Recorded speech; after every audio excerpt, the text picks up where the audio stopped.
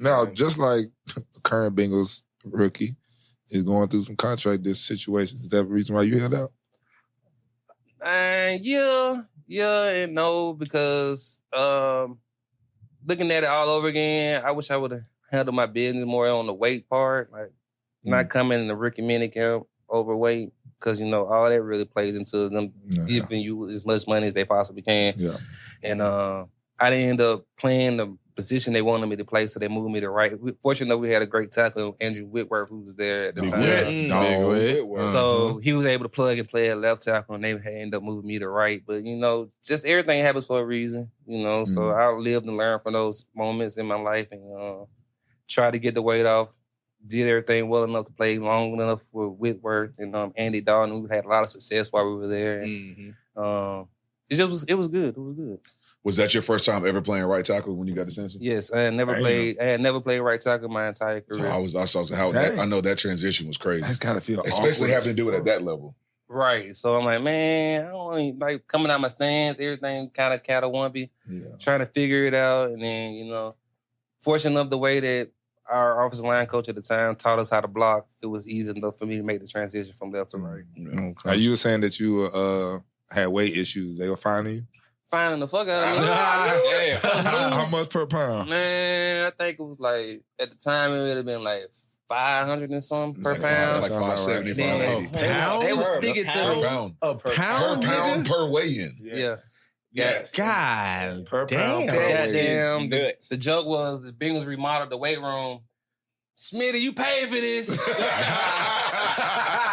Damn. Thank you, Smitty. You paid for this. Marvin and the team. Me, Andre bought y'all that new weight room. Hope y'all enjoy it. I'm like, man, fuck you. That's crazy as hell. Like, fuck y'all, bro. That's fucked up. How long you was overweight? Shit. Man, you gotta realize, bro, like, I was 22 at the time. 6-round play. I played football for fun my whole career. Like, it was never a thing where I thought about getting paid. Yeah, that was the goal, the dream, but I played football for fun. Like, at that time, coming out, I probably would have paid for fucking free. Like, that's how much I love playing the football, playing the game of football. And then just when it came to the time for, like, the weight management part, like, man, I was going out to dinner. Benny Hunter. I was living in Atlanta, goddamn Benny Hunter trio all the time. Exactly. Goddamn, just going out every night in Atlanta. Atlanta was like my second home. Just running through the city of Atlanta, going crazy. Yeah. Sheesh. That car crazy as hell. Didn't get fined the whole season. Hey. What was that? What was that rookie, that training camp, like coming in that training camp, getting adjusted, leaving from Alabama, Nick Saban?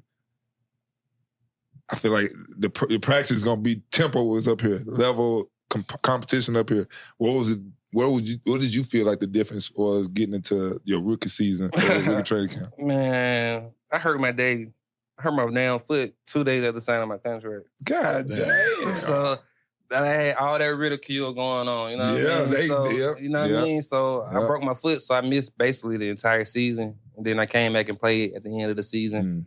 And then while we played in the playoffs, I got to play against the Jets. We played at a really good place, good clip, and that was fun. But the overall training camp, my second year is really when I really got to experience the training camp. It was cool. We had T.O. and Chad on the team at the time, so dealing with them two jokers, they called themselves Batman and Robin at the time. So that's what they used to call each other, and then just dealing with learning their ins and outs. We were going down to I can't remember, somewhere down in Kentucky. We would go practice, and it was hot as fuck.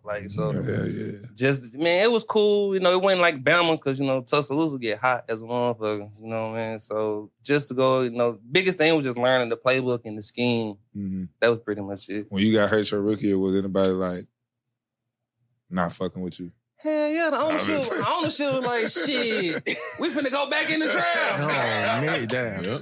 Fuck that, we finna go back in the draft. I'm like, man, look, man, I had never been injured before, though. Okay. So me to break a bone in my foot, I'm like, damn, I'm walking off the field like, man, something don't feel right. Something don't fucking feel right. Like, and they went and x-rayed me and whatnot, and Then they were like, man, he came in with a broken fucking foot. His foot was already broken when he came in. I'm like, man, how the fuck I'm walking around fine with flip-flops on? Right. And then I'm come in and break my foot. Like, come on, man, y'all, be realistic. But ownership ended up being cool. We ended up working things out. Like I said, ended up playing for the Bengals for 9 years. Right. I was able to leave and come back, and help them win some games. And like I said, play at a high level. Now with them two in the locker room, I know you had, bro, yeah, I saw this earlier. Sir. I saw this shit earlier. Now, this league, football. At that time, that's league football. Football. That is That's for football. Sure now legs above your head. That's Never football. good. Never. We love it. Protect the quarterback at all costs. At all costs. I know. I was gonna ask what was your welcome to the NFL moment? Like welcome to the league rookie or your welcome to the league moment? Shit, going against the Steelers. Yes, sir. No lie, they had Jane Harrison and Lamar Woodley rushing off the edge at that time. So I mean, yeah. Man, matter of fact, Kiesel and them was still there too, wasn't he? Who? Kiesel. Yeah, Smith. Yeah. All my God. all those guys, Palomolu in the back playing safety. Yeah. You know, just like, man. I said, man. Crazy. I'm like, coach. It took me out. Like, man, you just gave up a sack. I'm like, all right, cool. Take me out. They took me out. All right. The guy who went and replaced me gave up a sack the next play. I said, see, you should have left me fucking in. I'm up here trying to find my way. You know what I mean? Like, this is my first time really playing against the goddamn Steelers. But, man. That 09 defense. Shit. Yeah. Tell me about it. Lead the league. Yes. Oh, yeah. Points and yards. That's the thing they won the Super Bowl. Or maybe in 08 they won the Super Bowl. But they were just coming off of 51. Boy. That was a year. Yeah. For sure. That was a year. Yeah, Black and blue division. Yeah. Let me ask you too, like just being in the division, playing for the Bengals, and being with Marvin Lewis for so long too. What was your relationship like with him, like as a coach? I mean, him being like, at the time one of the few black coaches in the league. Coach Lou was cool, man. He really kept it a buck with me the whole time I was there.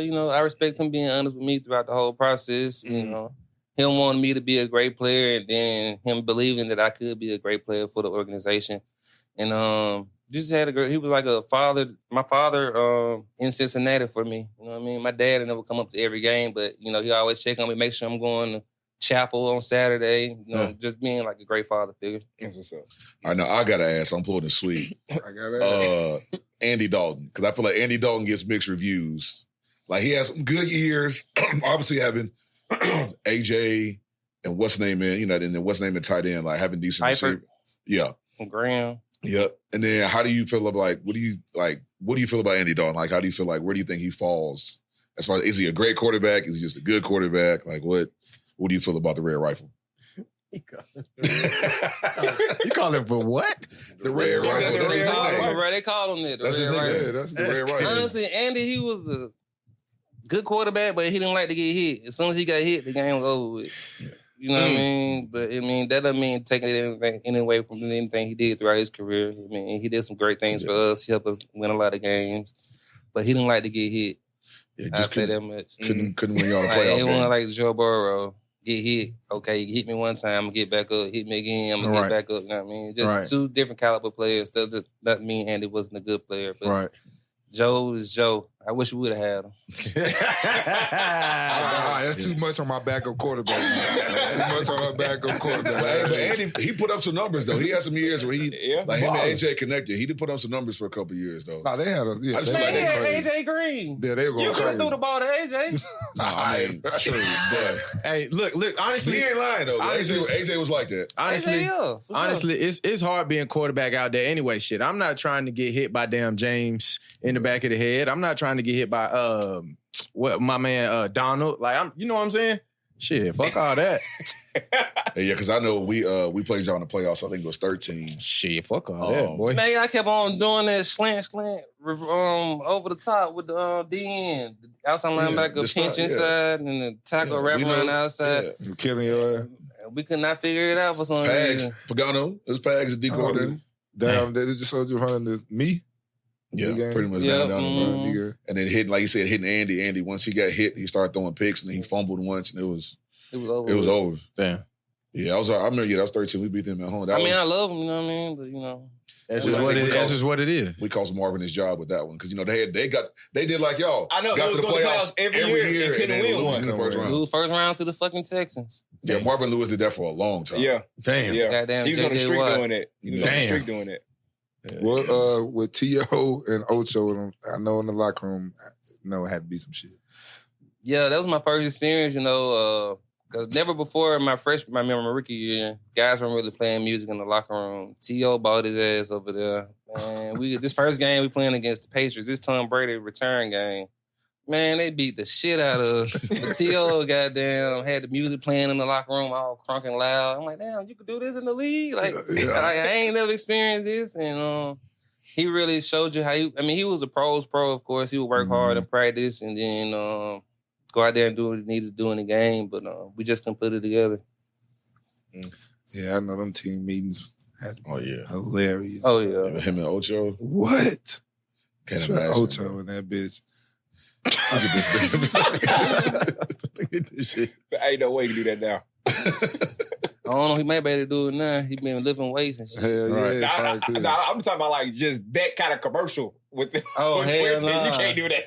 You can't do that now. Right. No way you can do that now. You played one of my favorites growing up. Me watching Pac-Man Jones. Oh, Pat, that's my brother. We was in each other's weddings. Man, growing up watching him and then being able to play against him in the league, knowing, hey, this man ain't never fair catching. No. He returning everything. That bitch on the 2-yard line, Pac-Man, gonna return that bitch. Yeah. Oh, yeah. He was a dog for sure. Yeah, dog. It was legendary watching him at West Virginia. Oh, yeah. Hell yeah.